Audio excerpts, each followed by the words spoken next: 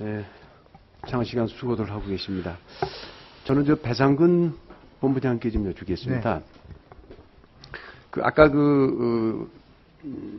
계열사 간에 이렇게 서로 계열사 간에 이렇게 거래 일어나는 것은 13% 정도밖에 안 된다. 좀 비난받는 게 억울하다 이렇게 얘기를 하시는데 그것은 물론 금액 기준이겠죠.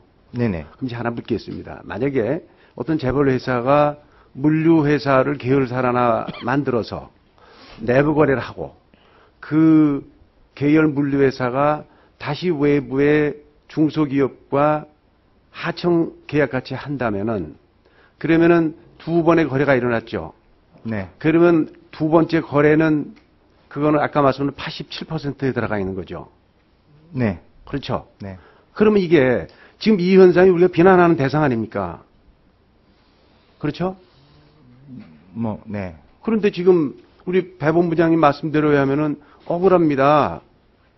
우리가 하는 거래는 지금 이거밖에 안 되는데 우리가 비난받습니다. 이렇게 드린단 말이죠. 그런데 지금 몇 가지 유형의 불가피한 내부 거래가 불가피한 유형을 정리해 주신 건 저는 많이 공부도 되고 또 그거는 일리가 있다고 봅니다. 그런데 지금 국민들이 비난받는 거는 그것 때문에 그런 게 아니지 않습니까? 계열사 중에 바로 그 소유 지분이 문제가 있는 경우에 그런 경우 또는 행태가 거의 시설 투자도 안 하고 다시 재위탁 줘가지고서 중간에 수수료만 받는 경우 이런 정도의 이제 부당한 경우를 하고 얘기를 하는 거기 때문에 그 통계를 가지고서 억울하다고 얘기하는 거는 전 조금 문제가 있다고 생각됩니다. 어떻게 생각하세요? 제가 드리고자 하는 말씀은 혹시 잘못인 분들이 대규모 기업 집단에서 거래하는 모든 거래가 일감 몰아주기로 구성되어 있고 모든 게 다 사익 편취고 부당한 내부 거래고 이렇게 오해하실까봐 말씀드린 거고요. 알겠죠. 말씀하신 부분에 일부 문제 있는 경우는 당연히 그건 현행법으로 지금 세금이나 과징금이나 부과하고 있기 때문에 그런 부분은 당연히 부과되고. 알겠습니다. 김우찬 교수님께 이거 제가 좀 잘 모르기도 하고 궁금도 합니다. 지금 이제 부당지원 행위를 이걸 입증하려면은 사실은 구성 요건이 부당성, 현저성 지금 오늘 얘기하셨듯이 이 부당성을 입증하기가 어렵기 때문에 차라리 이걸 좀 3장에다 규제해 버리자. 그럼 이 문제가 지금 해결된다 그런 얘기죠, 그렇죠?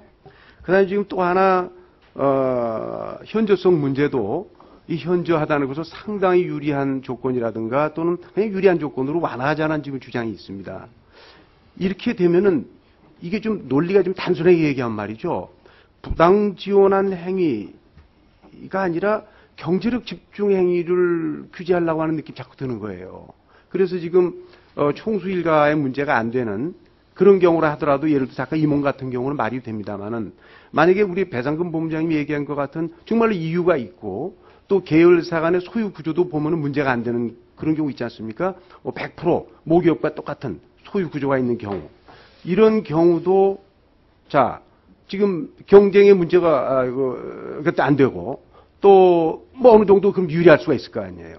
그런 경우라면 바로 이것이 경제력 집중의 이유가 돼가지고서 이게 규제 대상이 될 수 있지 않냐는 얘기죠. 그럼 조금 논리에 단순화해서 부당 지원 행위를 찾으려다가 이걸 좀 쉽게 입증을 하다가 이제는 애매한 경제력 집중 현상이면 전부 규제 대상이 되는 이런 현상으로 오지 않겠어요? 지금 논리대로 하면 어떻게 생각하세요? 네, 그렇기 때문에 저도 부당성 요건은 완화하되 현저성 요건을 완전히 완화하진 않고 예를 들어서 현저하게 유리한 조건을 그냥 단순하게 유리한 조건으로 만약에 바꾸게 되면은 의원님께서 말씀하신 그런 효율적인 내부 거래, 배 본부장님 말씀하신 그런 거래들까지 적용이 되기 때문에 문제가 있다고 보고 있고요. 그렇기 때문에 중간 정도로 상당히 유리한 조건까지 규정하는 게 어떻겠는가 생각을 합니다. 왜냐하면 그대로 현저하게 유리한 조건을 하게 되면 여전히 공정거래위원회는 입증할 수가 없습니다.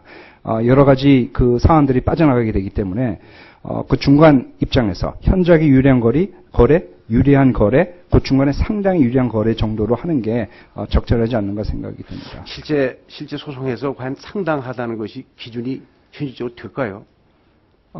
개념적으로는 이해는 가는데 어떻게 생각하세요? 그렇지만은 판사님들마다 다 다르긴 다르겠지만은 재판 과정에서 보면은 이건 분명하게 유리함에도 불구하고 그 단어 때문에 현저하지는 않기 때문에 패소한 경우들이 상당수가 있기 때문에 이런 말씀을 드리는 겁니다.